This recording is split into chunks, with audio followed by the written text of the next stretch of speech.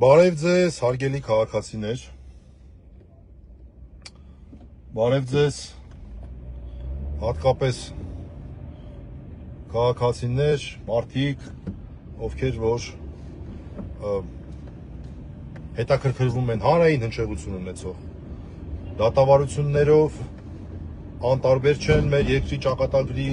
քաղբանտարկյալների ճակատագրի հարցերով և ինչպես Հայաստանում, այնպես էլ Սփյուռքում այսօրվա 18 արդարների գործով դատական նիստը բավական հետաքրքիր, ես կասեի առանցքային կարևորության հարցերի քննարկմանը հասանք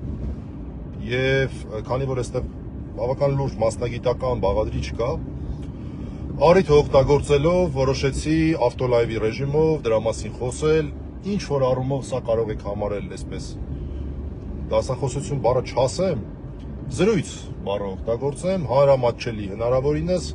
որը նաև հուսով եմ օգտակար կլինի մեր քաղաքացիների համար հասկանալու մեր քրեական դատավարությունը։ Անկեղծ ասած, նաև ուզում եմ իմ այս զրույցը բարելու իրավունքը հիմնավորեմ, որպես քրեական դատավարության ներկայիս օրենսգրքի աշխատանքային խմբի անդամ, 4 հոգանոց է եղել, շատ մեծ չի եղել, տարիներ շարունակ, համարյա 10 տարի մենք աշխատել ենք այս օրենսգրքի վրա, բազմաթիվ փորձաքննություններ է անցել, բազմաթիվ հանդիպումներ ենք ունեցել, քննարկումներ ենք ունեցել, թե տեղական և թե հատկապես միջազգային փորձագետների հետ, և այստեղ շատ կարևոր սև ու սպիտակ հարցեր կան, այն որ միանշանակ հարցեր կան, և դա կարծում եմ պետք է պարզաբանվի, որպեսզի նաև մեր հանրությունը դրանց տեղյակ լինի և պատկերացնի, թե ինչի մասին է ի վերջո մեր դատավարությունը նաև։ Ինչու եմ սա հատուկ կարևորում, որովհետև հանրային հնչեղության գործերով բնականորեն հանրության ուշադրությունը առավելապես սևեռված է խափաման միջոցի հետ կապված հարցերի վրա, ինչի բնականորեն, որովհետև դա է շոշափելին, դա է տեսանելին, մարդիկ տեսնում են, այս ինչ քաղբանտարկյալը բանտում է, վայ ինչ լավ է, այս ինչ բանտարկյալը օրինակ այլևս բանտում չէ, բայց տնային կալանքի տակ է, համեմատաբար ավելի լավ է բանտից, վայ ավելի լավ, դա տեղափոխվեց արդեն այլ ռեժիմի, օրինակ ասենք ազատության, բացակայելու արգելքի, խափաման միջոցների հետ կապված մեր հանրությունը բավական տեղեկացված է, բայց քրեական դատավարության բուն էության տեսանկյունից խափաման միջոցները ամենակարևոր հարցը չեն, հանրության հետաքրքրության տեսանկյունից երևի թե նույնիսկ ամենակարևորն են, բայց բուն դատավարության ամենակարևոր հարցերը ապացույցներն են, երբ որ ինչպես 18 արդարների գործով ամիսներ շարունակ իշխանական քարոզչական թիմը, ինչպես նաև իրավապահ մարմինների հիմնականում ղեկավար կազմը անընդհատ թմկահարում էր իրենց ունեցած ապացույցների մասին։ Այ հիմա ժամանակն է խոսել ապացույցների մասին, հենց հիմա, այսօր ժամանակն էր, որ դրանց մասին խոսվեր։ Եվ ինչ տեղի ունեցավ այսօրվա 18 արդարների գործով դատական նիստին։ Մենք մտահոգություն հայտնեցինք, որ ոնց որ թե ի խախտումն օրենքի պահանջի դատախազությունը, որը պետք է առաջինը ներկայացնի իր ապացույցների շրջանակը, իդեպ այստեղ նոր քրեական դատավարության օրենսգիրքը կողմերի հավասարություն է սահմանում, հավասար հնարավորություններ ներկայացնելու ապացույցներ, բայց շատ հաճախ գործում է հին իներցիան, դեռ սովետական տարիներից եկած, որը հետևյալն էր, որ դատախազությունը ինչ ներկայացնի դա վիճարկել հնարավոր չի, դա պարտադիր պետք է դրվի ապացույցների զանգվածի մեջ, և դա պետք է հետազոտվի, նոր դրանից հետո պաշտպանության կողմը կարող է ինչ-որ ապացույցներ ներկայացնել։ Այս մոտեցումն է երկար տարիներ գործել, նոր քրեական դատավարության օրենսգիրքը լրջագույն փոփոխություն է այստեղ կայացրել, կողմերի հավասարության հիման վրա։ Ինչպես պաշտպանության կողմի ապացույցն է, որ պետք է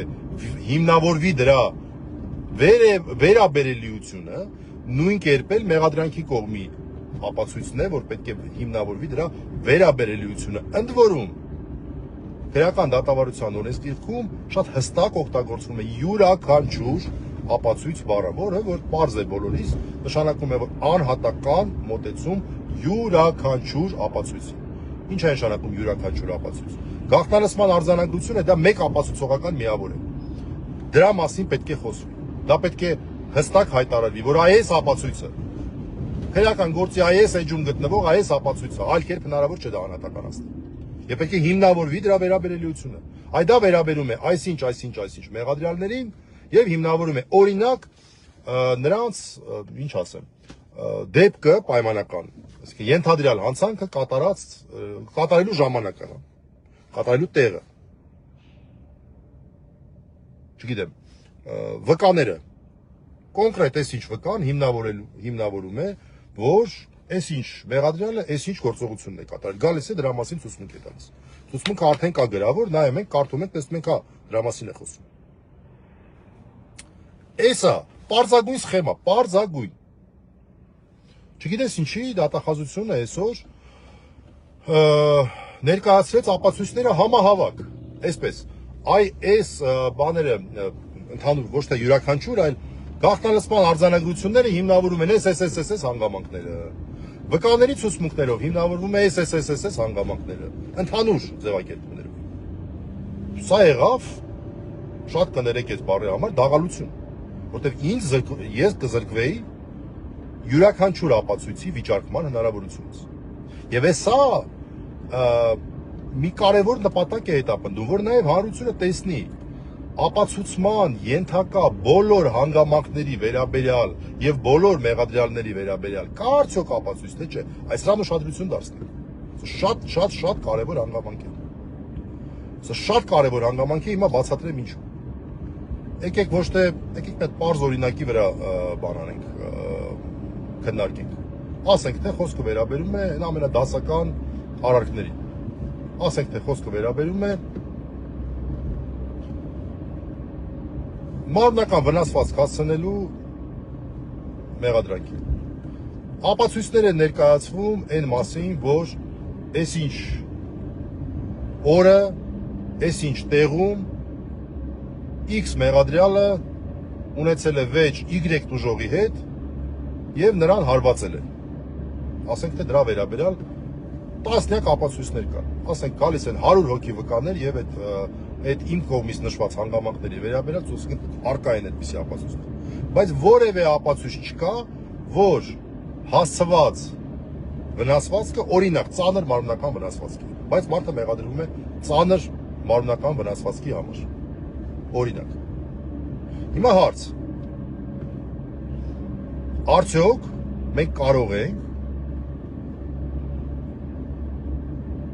արդյոք մենք կարող ենք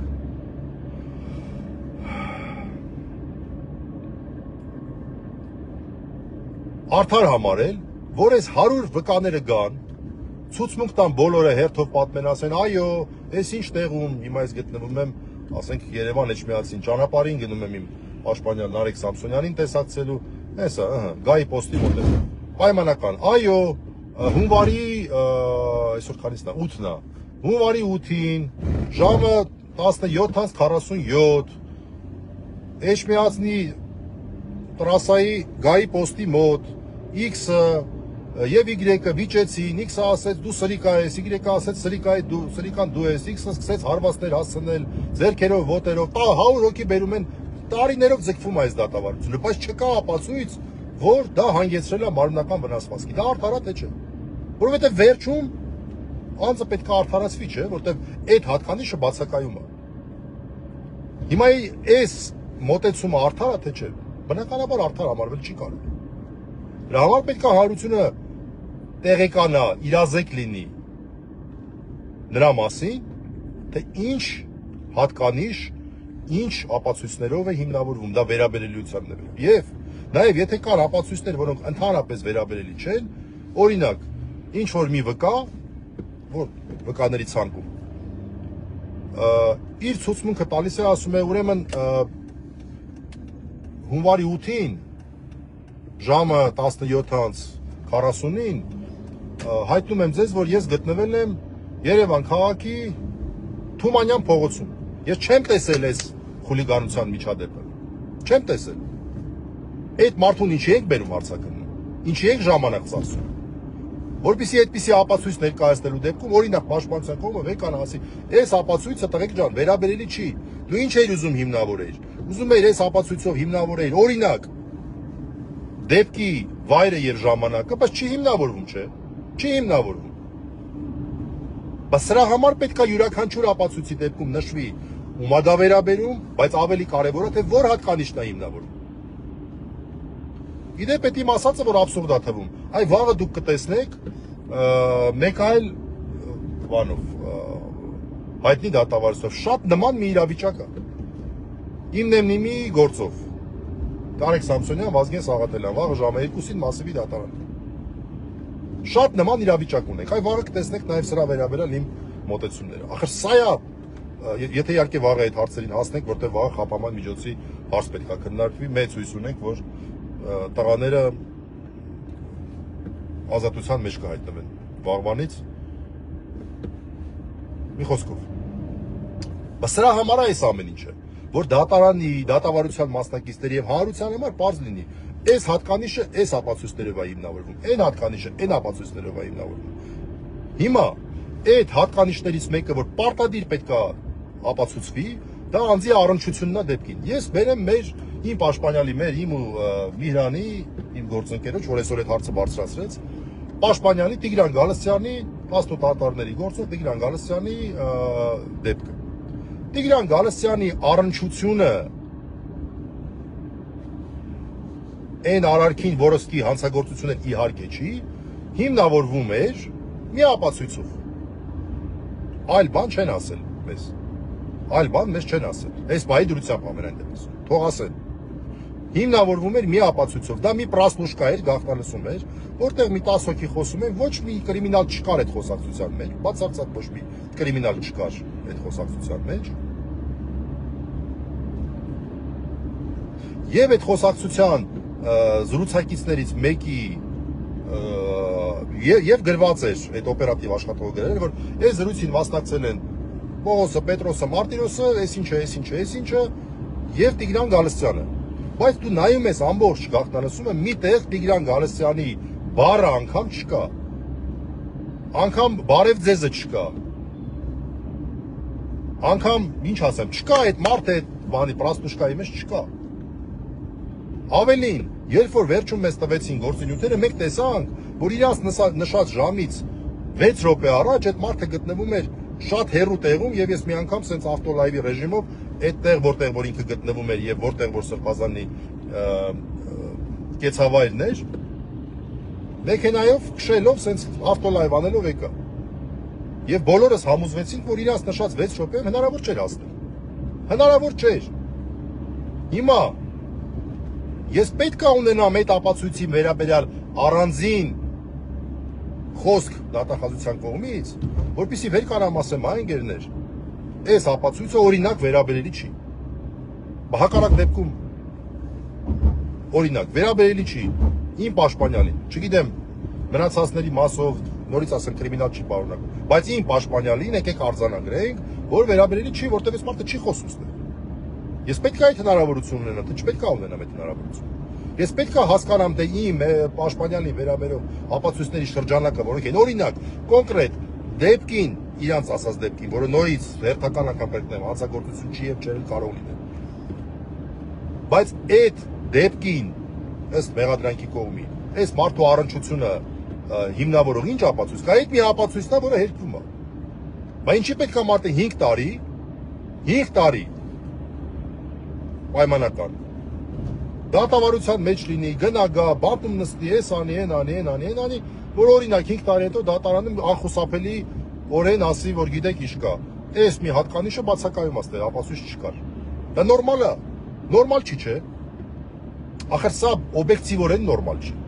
Հիմա այս մարդիկ, որոնք որ այս մոտեցման, այսպես ասենք, ջատագովներն են եւ ասում են, հա դե նորմալ է, էլի մենք թվարկում ենք այս տեսակի ապացույցներով, այս է հիմնավորվում, այն տեսակի, այն է հիմնավորվում, առանց անհատականացնելու։ Բայց ախր վատ բան եմ ասում, բայց ախր դա կարող է մի օր այդ մարդկանց դեմ չէ օգտագործվի։ Դա էլ նորմալ չլինի, չէ։ Վերջապես մենք պետք է ունենանք իրավական պետության գոնե ինչ որ մի ստանդարտների համապատասխանող վիճակ։ Այս երկիրը մեր երեխեքին ենք պահում այսօր ազդել։ Էլի անընդհատ անարդարությունների մեջով դի անցնել ես երեխեք։ Գոնե մեր սերունդը չպետք է ինչ-որ մի ջանք գործադրի, որ նորմալ պետություն հանձնի։ Ինչքան որ հնարավոր է, ինչքան որ հնարավոր է։ Սա այդ նորմալ պետություն հանձնելու կարևորագույն հարցերից է, ուստեղ կարևոր չի անհատական առումով ում մասին է խոսքը։ Այդ դաղալությունը, որ արվեց հունիսին, բացարձակապես անհիմն ձևով այդ մարդկանց շարով տալով բանի, ինչա, ահաբեկչության նախապատրաստության մեղադրանք, բայց հենց այդ է հարցը։ Բայց հիմա եկեք ցույց տվեք, որ այս տեսեք այս ապացույցի հիմնավորումա, որ օրինակ, չգիտեմ,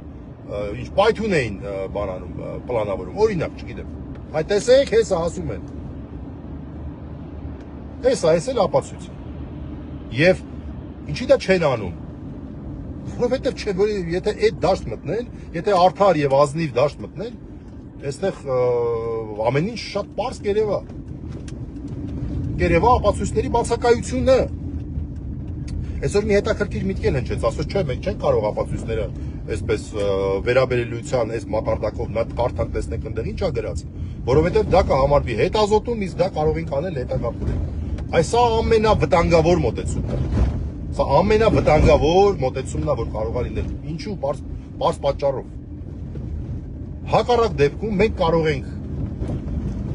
Լենինի հատորները, չէ՞ որ սկզբից էլ ասացի, հավասարության սկզբունքը։ Դե որ տենց է, եթե ձեր համար տենց է, ուրեմն մենք էլ կբերենք պայմանական եմ ասում Լենինի հատորները, կասենք այս Լենինի հատորները, որ կարդաք, տեսնեք, որ չգիտեմ, Տիգրան Գալստյանը անմեղ է։ Իր մեկսագրված արարքում անմեղ է։ Կամ չգիտեմ, Օգոստինոս Երանելիի հատորները բերենք, ասենք այս էլ որ կարդաք, տեսնենք, որ Բագրատ Սրբազանն է անմեղ։ Վահան Տերյանի հատորներն էլ բերենք, ասենք այս էլ որ կարդաք, տեսնենք Վահագն Չախալյանն է անմեղ։ Այդտենց ոչ չի։ Դու պետք է վերաբերելիությունը ցույց տաս, չէ՞։ Ինչ հանգամանք է հաստատում կամ հերքում, որպիսի հակառակ կողմներ կարողանա դա վիճարկի։ Եվ դու պետք է դա ցույց տաս, ոչ թե դու պետք է ասես, ես էլ քեզ հարցնեմ, ասեմ, բա վերաբերելիությունը ո՞րն է, չէ, առանց իմ հարցնելու դու պետք է ասես։ Այս ապացույցով հաստատվում է այս հանգամանքը։ Օրինակ, բերես այդ Պրասլուշկան ասես այս ապացույցով հաստատվում է, որ Տիգրան Գալստյանը առնչություն է ունեցել օրինակ Սրբազանի կեցավայրում տեղի ունեցող քննարկումներին, որից ինչ որ հետևություններ են բխում, որ նորից ասեմ, բացարձակ կրիմինալ չի պարունակում։ Ես էլ վեկանամ ասեմ, եղբայր, այդտեղ այդ մարդու որևէ բառ դու տեսնում ես, բայց եթե դու որևէ բառ չես տեսնում, օրինակ դու չունես նաև տեսանյութ, դու ո՞նց ես դա համարում Տիգրան Գալստյանի առնչությունը հիմնավորող ապացույց։ Իսկ պետք է չէ այդ հնարավորությունը ունենամ։ Դատարանն էլ իմ հետ համաձայնվի կամ հակառակ կողմի հետ համաձայնվի։ Բայց այսպես կոնկրետ դետալային օրինակներով երևում է գործը ինչ է իրանից ներկայացնում։ Միակ ապացույցը, որի մասին մի քիչ խոսեցին, դա այդ ձվածեղի հայտնի տիկտոկյան տեսանյութն էր, որը ես նույնիսկ չհասկացա, այդ էլ պետք է ավելի ինչ-որ բան էին ուզում ասել, բայց գուցե ես էի անուշադիր։ Բայց դա միակ բանն էր, որը իսկապես փորձեցին այ կոնկրետ այս ապացույցը, TikTok-ի տեսանյութը, այս ինչ հանգամանքը հիմնավորելու համար էր։ Նորից ասեմ, սա միակն էր, որ չեմ ասում ճիշտ էր, բայց այստեղ ճշտի սխալի հարցը չի։ Դու պետք է ունենաս պնդում, որպեսզի դրան ես կարողանամ արձագանքել, համաձայնվել կամ վիճարկվել։ Եթե դու պնդում չես անում, ես ինչի՞ հետ համաձայնվել կամ վիճարկվել։ Հիմա իրանք կոնկրետ ձվածեղի տեսանյութի հետ կապված կոնկրետ պնդում արեցին։ Okay։ Արդեն կարելի է դրա հետ համաձայնվել կամ չհամաձայնվել։ Հակառակ պնդում անել կամ չվիճարկել, ասել հա, համարում ենք, որ սա վերաբերելի է։ Մյուսների դեպքում նման բան չեղավ։ Նորից եմ ասում, այդ ձվածեղի տեսանյութը ես չեմ ասում, որ համաձայն եմ, որ վերաբերելի է, չէ, բայց գոնե ձևաչափը համապատասխանում էր օրենքի տրամաբանությանը։ Սրա մասին է խոսքը։ Այն մյուսները ընդհանուր թվարկում, SSS վկաների բանով, վկաների ցուցմունքներով հիմնավորվում է ՏՏՏ։ Չէ, յուրաքանչյուր վկայի մասով։ Վկաներից որևէ մեկը մեր հետ կապված որևէ բառ չի ասել։ Ուրեմն ասեք, որ այս վկաների ցուցմունքները վերաբերում են, այս ինչին, պայմանական։ Այս էր այն կարևոր իրավական հարցը, որ քննարկվում էր 18 հարկարների գործով, ուզեցի հատուկ սրան անդրադառնալ, հնարավորինս հանրամատչելի, որպեսզի մարդիկ էլ հասկանան այս իրավաբանները այս ինչ են վիճում, որովհետև իրականում մեր անունն է դուս եկել, ինչ որ անհասկանալի, անկարևոր հարցերի մասին վիճող մարդկանց տպավորություն ենք մենք թողնում, որպեսզի ցույց տան, որ չէ, սա ոչ անկարևոր էր, ոչ էլ անհասկանալի էր, լավ էլ հասկանալի էր, լավ էլ կարևոր էր եւ կարող է ձեզ վերաբերվի։ Աստված չտա, որ դատավարության մասնակից լինեք, ընկնեք դատարանի դռները, Աստված չտա, բայց դա կարող է նաև ոչ մեկս ապահովագրված չի, որ դուք հասկանաք, ախր սենց է դատավարություն, սենց է արդար, կա հանցակազմ, կա մեղադրանքը բաղկացած է կոնկրետ հատ կա նիշներից, ամեն մեկը իր քանակն ունի, 5, 10, չգիտեմ, յուրաքանչյուր հատկանիշ որոշակի ապացույցներով պետք է հիմնավորվի։ Եթե ինչ-որ մի հատկանիշ տակը ապացույց չունի, ինչի պետք է մարդը տարիներ շարունակ դատարանների դռները ընկնի։ Գիտեք ինչին ասա նման, պատկերացրեք դուք պետք է գնաք Երևանից Ջերմուկ, հա։ Դուք շարժվում եք, գնում եք, հասնում եք, Արտաշատը անցնում եք, Արարատը անցնում եք, Եղնաձորը անցնում եք, բայց դուք սկզբից էլ լավ գիտեք, օրինակ, որ Ջերմուկի կամուրջը փակ է, այն ապխատնոյի ճանապարհն չի աշխատում։ Այսինքն դուք 3 ժամ, 4 ժամ ծանր ճանապարհ եք գնում, գալի հասնում եք կամուրջի բերան ու ասում եք լավ, դե հիմա չխարացա Ջերմուկ մտնել, հետ եք գալի, չէ։ Չեք էլ շարժվում, չէ։ Չեք էլ տնից դուրս գալի, չէ, եթե գիտեք, որ Ջերմուկի կամուրջը փակ է, ապխատնոյի ճանապարհն էլ չի աշխատում։ Սրա մասին է խոսքը։ Եթե ինչ-որ մի հատված կա ճանապարհին, որը չի աշխատում, գոյություն չունի, դու ո՞նց ես ճանապարհ ընկնում։ Դու ո՞նց ես ճանապարհ սկսում։ Դու ինչի ես մարդուն տարիներով տանում դատարանի դուր։ Էսա շատ կարևոր հարց, որ այսօր քննարկվում է, եւ ես հույս ունեմ, որ մեր հանրությունը ավելի մեծ ուշադրություն կդարձնի այս հարցերին։ Ես էլ արդեն հասա համարյա արմավիր քրեակատարողական, այստեղ արդեն ավանդաբար վատ է բռնում հեռախոսը, ինձ թվում է կընդհատվի կապը, դրա համար շնորհակալություն ուշադրության համար, ովքեր որ համբերություն ունեցան եւ լսեցին այս զրույց մենախոսությունը, ազատություն բոլոր քաղաքապետարյաններին։